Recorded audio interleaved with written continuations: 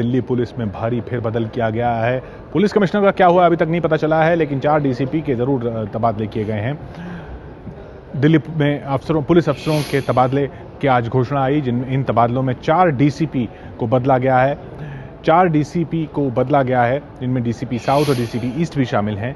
ये 2 अहम बदलाव हैं, क्योंकि ये 2 डीसीपी मिजोरम ट्रांसफर किए गए हैं। जो 2 अहम बदलाव हैं उनमें डीसीपी प्रभाकर और डीसीपी छाया शर्मा। डीसीपी छाया शर्मा के इलाके में उनके समय 16 दिसंबर का गैंगरेप हुआ। डीसीपी साउथ थी वो, अब उनका तबादला मिजोरम कर दिया गया है।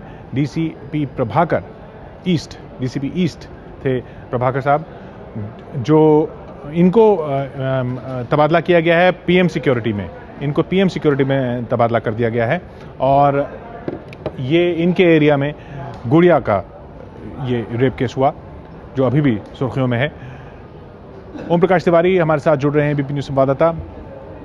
ओम प्रकाश, ये डीसीपी प्रभाकर और छाया शर्मा के तबादले तो उस लिहाज से अहम हैं ही, जैसे ये सवाल उठ रहे थे। आज सुप्रीम कोर्ट में भी ये पूछा गया कि एक्शन लेट क्यों हुआ, ये कमिश्नर से पूछा गया, तो कमिश्नर का कुछ नहीं हो रहा?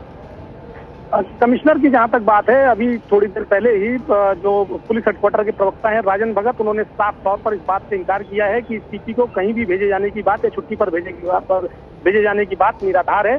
पुलिस हेडक्वार्टर की तरफ से पुलिस प्रवक्ता राजन भगत ने कहा है कि पुलिस कमिश्नर ना तो छुट्टी पर जा रहे हैं, ना ही उन्हें छुट्टी पर भेजा जा रहा है। अभी तक इस बाबत कोई भी सूचना पुलिस मुख्यालय के पास नहीं है। पुलिस प्रवक्ता ने ये बात अभी तमाम पत्रकारों के सामने आधिकारिक रूप से कही है।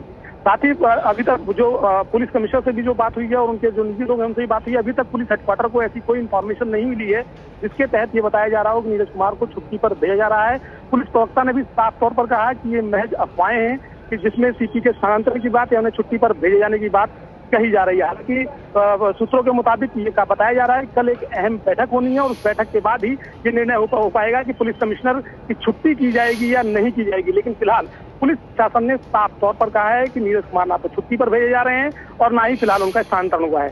किशोर, और ये जो 4 डीसीपी जो बदले गए हैं, इनमें इनके पीछे वजह वही, खासकर डीसीपी प्रभाकर और डीसीपी छाया शर्मा के बदलाव के पीछे वजह वही जो लोग समझ रहे हैं, यानी 16 दिसंबर की घटना और गुड़िया रेप केस?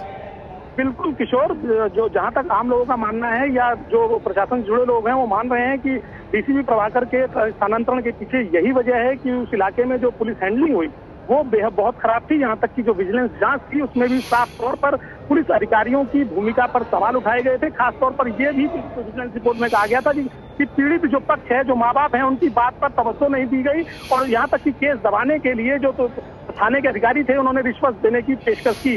उसमें जो सीनियर ऑफिसर हैं उन पर भी उंगली उठाई गई थी कि सुपरविजन किस तरह का था। इन तमाम बातों के चलते ये बात लगातार प्रकाश में आ रही थी, दबाव में भी आ रही थी। मैं आपको बात और बता दूं किशोर की डीसीपी ईस्ट को इस मामले के दूसरे दिन ही इस बात के संकेत दे दिए गए थे कि उनका स्थानांतरण हो सकता है। लिहाजा हालांकि आधिकारिक तौर पर जहां तक बात है उसमें पुलिस हेडक्वार्टर का कहना है कि ये रूटीन के तबादले हैं।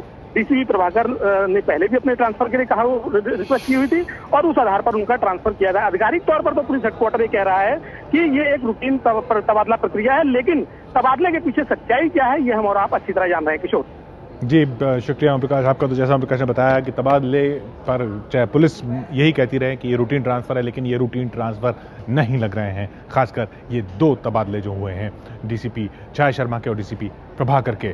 लेकिन पुलिस कमिश्नर पर क्या कोई कार्रवाई होगी, ये सवाल अब भी बना हुआ है।